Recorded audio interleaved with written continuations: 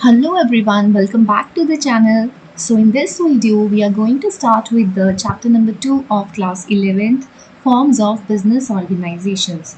So as we all know that in the ancient times, business was conducted on a small scale. तो हम बोल सकते हैं कि पुराने समय से क्या हो रहा था कि business जो है वो small scale पे ही conduct हो रहा है and उसे हम क्या बोल सकते हैं, सोल ट्रेड बोल सकते हैं. और सोल ट्रेड जो था, it was one of the most popular form of business organization. So sole proprietorship और सोल ट्रेड मीन्स यहाँ सिंगल ओनर की बात हम करेंगे. तो ये हमारा चैप्टर नंबर 2 का फर्स्ट टॉपिक है. तो different different forms of business organisations होते हैं, जिसमें कि हम बोल सकते हैं कि सोल प्रोप्राइटरशिप हो सकता है जिसमें सिंगल ओनर की बात करेंगे. जॉइंट हिंदू फैमिली बिजनेस हो सकता है जिसमें पूरी फैमिली मिलकर बिजनेस करती है.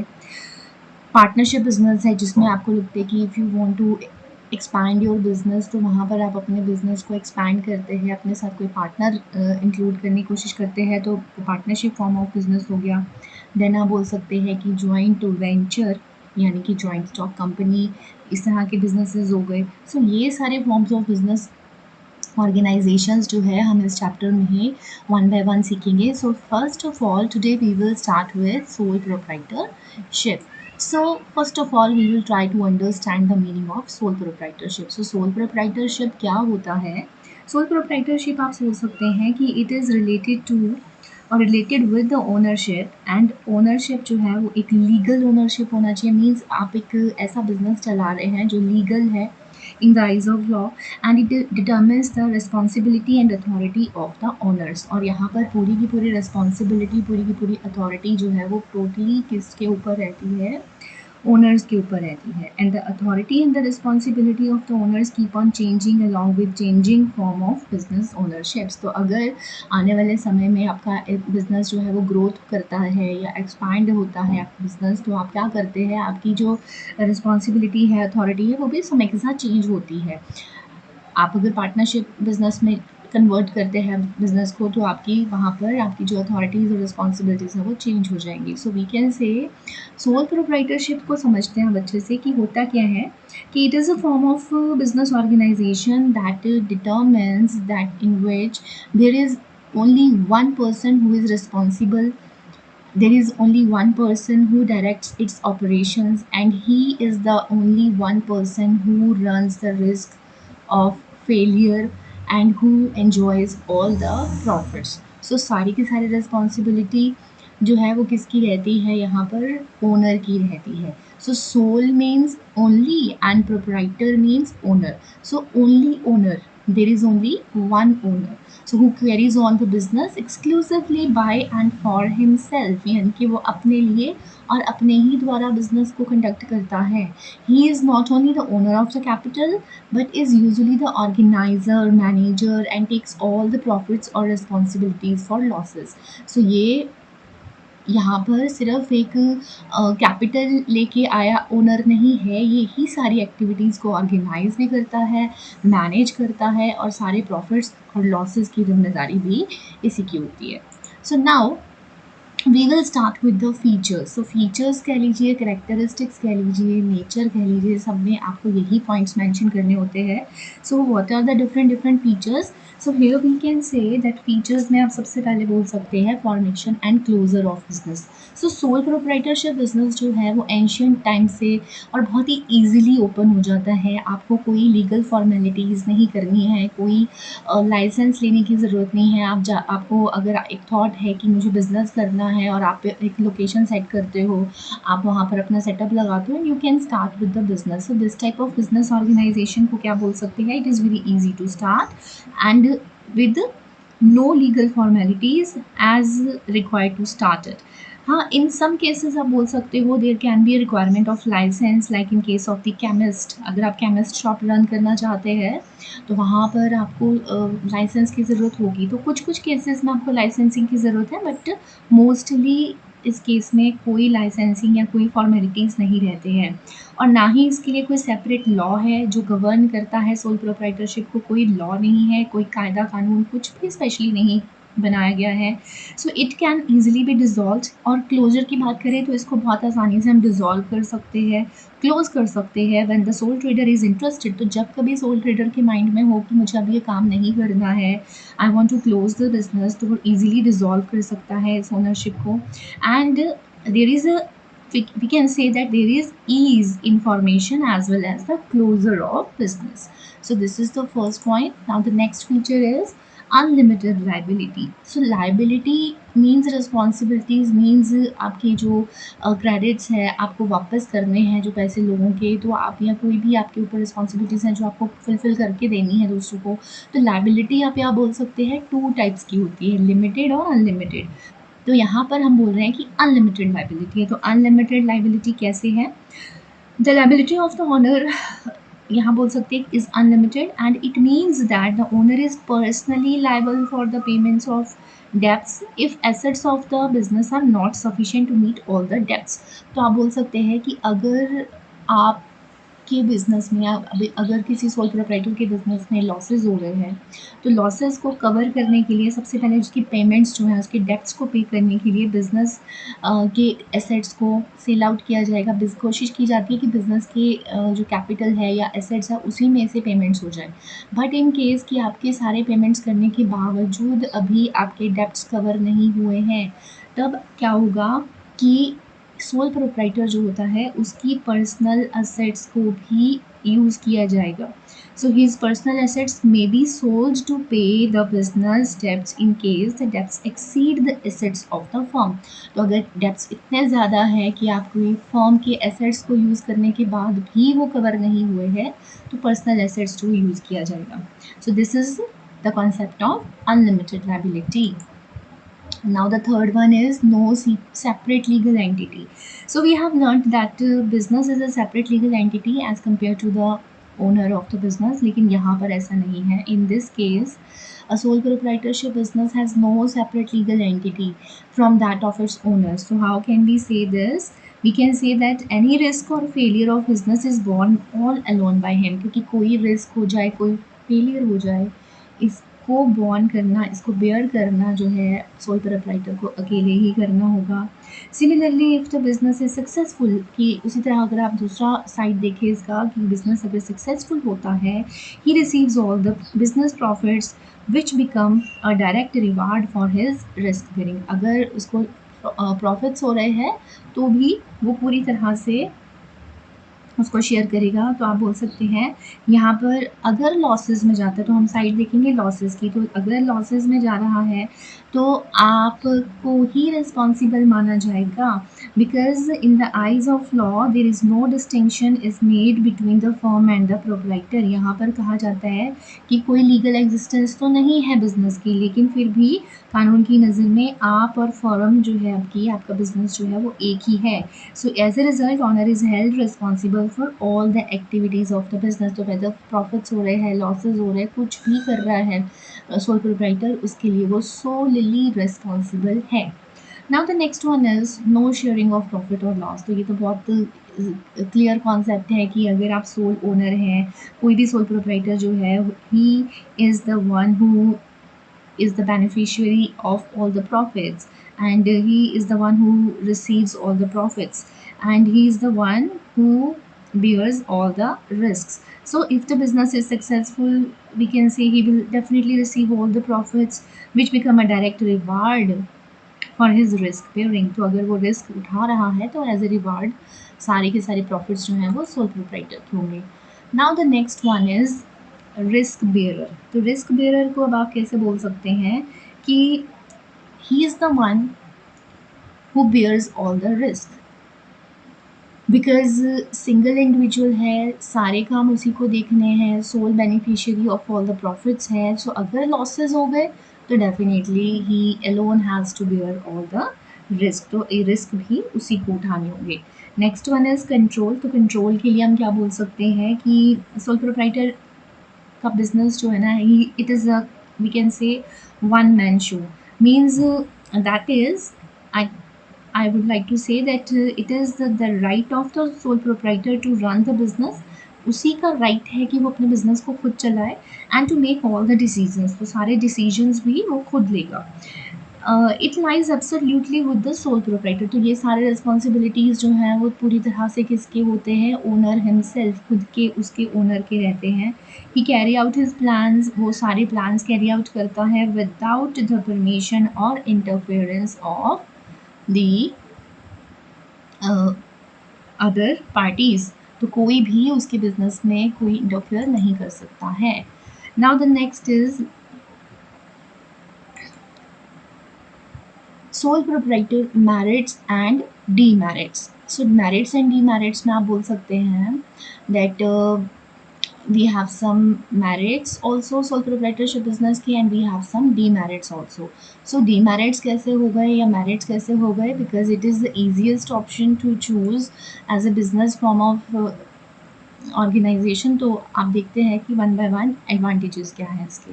सो first one is quick decision making. So as we all know that अगर आपके बिजनेस में there is no one to interfere, आपके बिजनेस में कोई इंटरफेयर ही नहीं कर रहा है, आपके पास फुल फ्रीडम है, वी हैव द और the sole proprietor enjoys the complete freedom in taking the decisions. And अगर खुद से डिसीजंस लेने हैं तो डेफिनेटली क्विक डिसीजन मेकिंग होगी, and there is no need to consult others, किसी को कंसल्ट करने की ज़रूरत नहीं है। And he takes all the major और माइनर डिसीजंस, तो वी कैन से कि जितने भी मेजर डिसीजंस हैं, जितने भी माइनर डिसीजंस हैं, वो सब खुद ही लेने होते हैं। एंड इसका एक और बेनिफिट क्या समझ में आता है, दैट टाइमली डिसीजंस। तो टाइमली डिसीजन मतलब सही वक्त पे सही decision help him to take the advantage of market opportunities as and when they arise. तो ये सारी अपॉर्चुनिटीज़ जो है मार्केट में जब भी अवेलेबल होते हैं तो ये डेफिनेटली उनको एन्जॉय कर पाते हैं। Next one is easy to form and dissolve. तो अभी हम कैसे बोल सकते हैं कि अभी ये हमने एज ए फीचर्स भी देखा था कि फॉर्मेशन जो है वो बहुत ईजी है। So sole proprietor can be easily started or dissolved at any time with minimum legal formalities। कुछ खास formalities होते ही नहीं हैं, तो बहुत easily इसको आप wind up कर सकते हैं। No separate law governs sole proprietorship, so it can be started or closed down easily at the will of the proprietor। तो उसकी मर्जी से ही आप इसे फॉर्म कर सकते हैं सोल प्रोप्राइटर की, और सोल प्रोप्राइटर की ही चॉइस होगी उसे क्लोज करना। Next is personal touch. So होता क्या है कि इन सोल प्रोप्राइटरशिप बिजनेस सारा काम जो है वो सोल प्रोप्राइटर खुद कर रहा है, ओनर खुद कर रहा है। So he is in the direct contact with the employees. अगर उसने कुछ एम्प्लॉयज़ रखे हैं या कस्टमर्स हैं, वो डायरेक्टली डील कर रहा है सबके साथ of the organization, and can make the changes in the product according to the demands of the customer. तो बहुत ईजिली अपने कस्टमर को अंडरस्टैंड कर रहा है। तो आप अगर उन्हें लगता है कि उनकी जो प्रोडक्ट है उसमें कुछ चेंजेस आने चाहिए, तो वो बड़ी आसानी से उनको कर लेता है, because he will be able to solve the problems faced by the employees also. तो वो बहुत ही आसानी से अपनी एम्प्लॉयज़ की भी प्रॉब्लम्स को समझता है, बिकॉज उसका डायरेक्ट जो है कॉन्टैक्ट है सबके साथ। Next benefit is maximum incentive.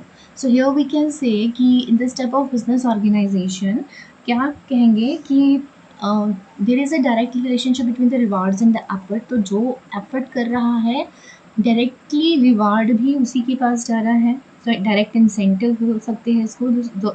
so we can say the proprietor enjoys all the profits of the business and there is no one else to share the earnings of the business।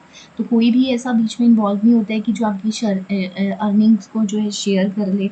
So direct relationship between the effort and reward encourages him to work hard and earn more. तो इसलिए जो sole proprietor होता है वो हमेशा बहुत motivated रहता है, बिकॉज उसको पता होता है कि वो अपने प्रॉफिट्स को इंक्रीज़ कर सकता है जब भी वो चाहे कि वो एक्स्ट्रा एफर्ट करे। तो वो बहुत ही हर वक्त हार्ड वर्किंग और मोटिवेटेड रहता है, बिकॉज उसको पता होता है कि डायरेक्टली सारे इंसेंटिव्स जो है वो उसी के पास आने वाले हैं। Next we can say the next feature is confidentiality of information. तो कॉन्फिडेंशियलिटी को अगर आप सिंपली समझें तो सीक्रेसी की बात हो रही है।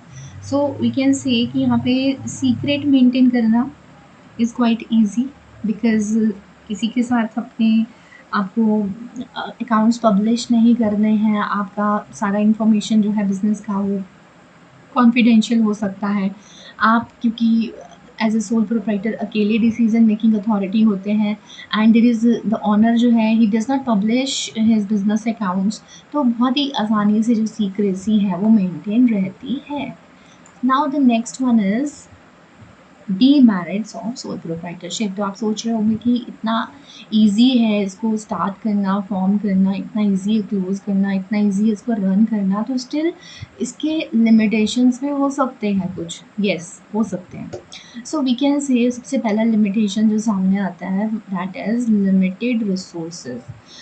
बिकॉज़ एक सिंगल ओनर है, उसकी एक कैपेसिटी है, लिमिटेड कैपेसिटी है, उसके पास एक लिमिटेड रिसोर्सेज के रूप में उसके लिमिटेड पर्सनल एसेट्स होंगे, बोरोइंग्स होंगे, तो वो एक हद तक ही as compare to other forms of business organizations एक हद तक ही इन्वेस्टमेंट कर सकता है, कैपिटल लेके आ सकता है। और क्रेडिट रेजिंग कैपेसिटी बोल सकते हैं कि लोन लेने की कैपेसिटी, बोरोइंग्स लेने की कैपेसिटी भी उसकी लिमिटेड होगी, जिसकी वजह से क्या बोल सकते हैं, there is the limited scope for business growth. तो बिजनेस की ग्रोथ के लिए यहाँ पे बोल सकते हैं कि काफ़ी लिमिटेड स्कोप रहता है as compare to the other forms of business organizations. तो बोरोइंग कैपेसिटी कम होगी, लैक ऑफ रिसोर्सेज है, कम है, तो इसलिए हम बोल सकते हैं कि स्मॉल साइज़ के बिजनेसेस जो है वो ईजिली आप एज ए सोल प्रोपराइटर जो है चला सकते हैं, और इसका जो लो ग्रोथ है वो माइंड में आपको रखना चाहिए कि पर्सनल सेविंग्स भी लिमिटेड है, हर चीज़ लिमिटेड होगी, तो लिमिटेड रिसोर्सेज हैं।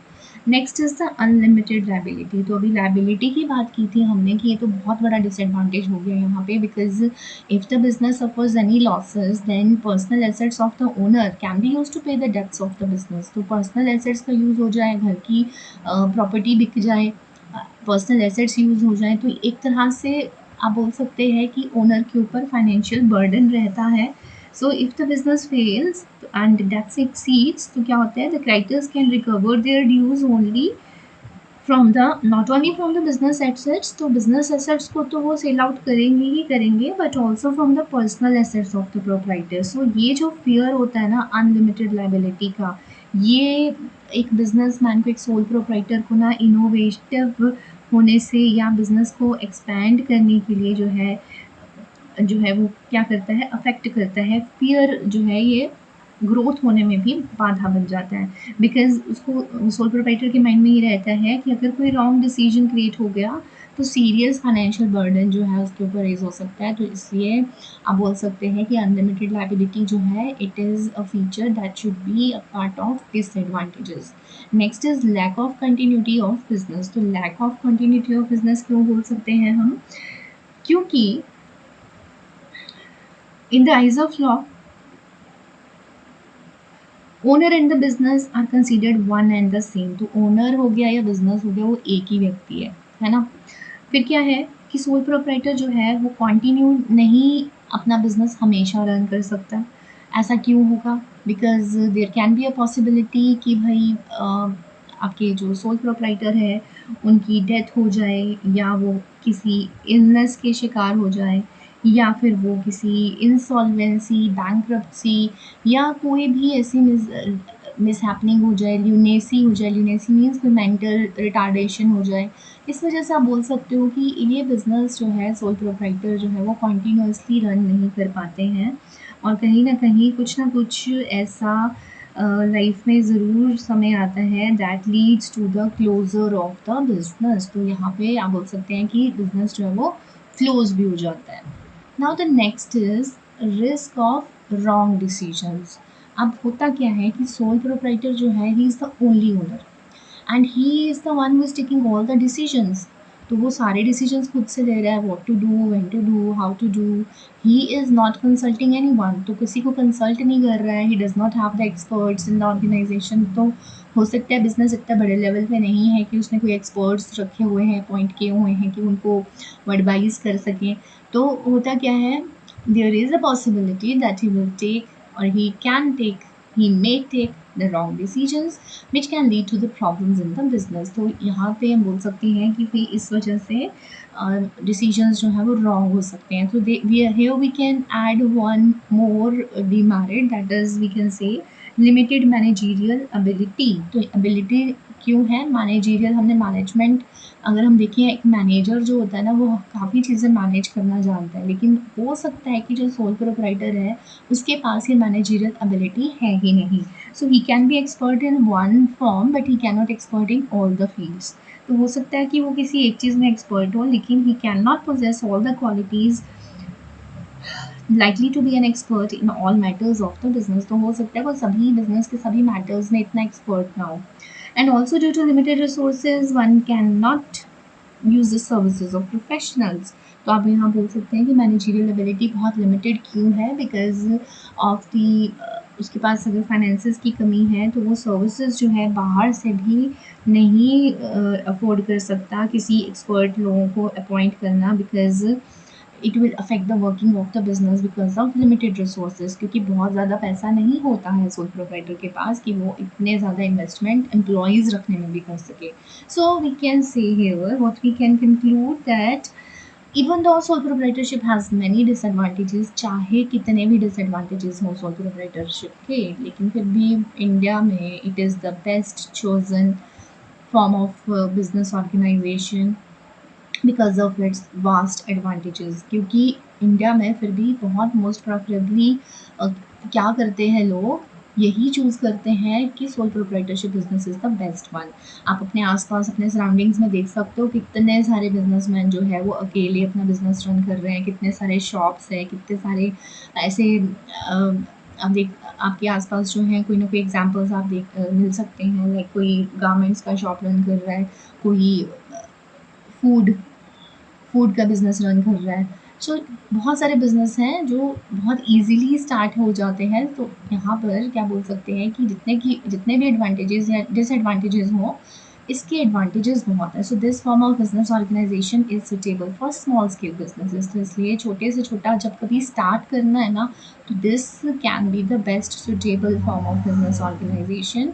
एंड वेयर आप बोल सकते हैं कि एक बिजनेसमैन या एक ओनर जो है वो कम से कम अपनी पर्सनलाइज्ड डिमांड्स को कस्टमर्स की कस्टमर क्या चाहता है एग्जैक्टली पर्सनली उनको अटेंड कर सकता है, उनकी डिमांड्स को पूरा कर सकता है। और धीरे धीरे बिजनेस जब एक्सपैंड होता है then you can shift to the other forms of business organization. तो आप कभी भी उसको बढ़ा सकते हैं। So this one is sole proprietorship business, we can say, is the best form of business organization. So this is children all about the topic sole proprietorship, and this is the first form of business organization and the most suitable form of business organization. And that's all for this video. In the next video we will be coming soon with next form of business organization, and that is Hindu undivided family business. So that's all for this video. Thanks for watching the video.